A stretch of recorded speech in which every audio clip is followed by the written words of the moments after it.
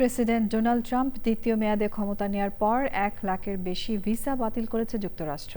অবৈধ অভিবাসীদের ব্যাপক ধরপাকড় ও অভিবাসী নীতি কড়াকড়ির মধ্যে স্থানীয় সময় সোমবার এই তথ্য জানিয়েছে মার্কিন স্টেট ডিপার্টমেন্ট।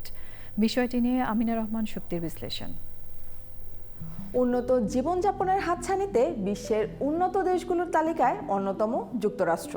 তবে দ্বিতীয় মেয়াদে ডোনাল্ড ট্রাম্প ক্ষমতায় আসার পর দেশটির ভিসা পাওয়া এখন রীতিমতো যেন সোনার হরিণ। ২০২৪ সালের তুলনায় ২০২৫ সালে ভিসা বাতিলের সংখ্যা বেড়েছে ১৫০%। কেন বাড়ছে ভিসা বাতিলের সংখ্যা? ভিসা বাতিলের কারণগুলোই বা কী?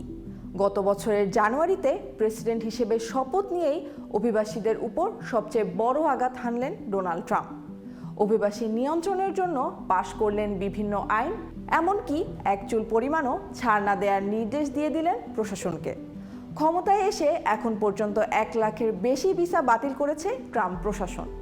গত বছর বহু মানুষকে হাত পা বেঁধে যুক্তরাষ্ট্র থেকে নিজ দেশে ফেরত পাঠানো হয়েছে, যাদের মধ্যে অনেকেরই বৈধ ভিসা ছিল। ভিসা বাতিলের পাশাপাশি নতুন ভিসা দেওয়ার ক্ষেত্রেও ব্যাপক কড়াকড়ি আরোপ করে মার্কিন সরকার।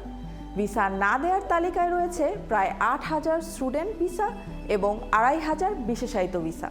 দেশটির পররাষ্ট্র মন্ত্রণালয় বলেছে, যুক্তরাষ্ট্রকে নিরাপদ রাখতেই এই প্রক্রিয়া তারা অব্যাহত রাখবে। কী কারণে বাতিল হতে পারে আপনার ভিসা? যুক্তরাষ্ট্রের পররাষ্ট্র মন্ত্রণালয়ের উপমুখপাত্র টমি পিগট বলেছেন, ভিসা বাতিলের ক্ষেত্রে ৪টি বিষয় সবচেয়ে বেশি ভূমিকা রেখেছে।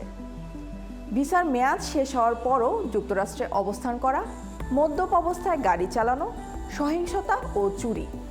এছাড়াও চেক করা হবে সোশ্যাল মিডিয়ায় আপনার গত কয়েক বছরের কার্যক্রম। যুক্তরাষ্ট্র বিরোধী কর্মকাণ্ড সমর্থন করে কোনো পোস্ট দিয়ে থাকলে মিলবে না আপনার স্বপ্নের মার্কিন ভিসা।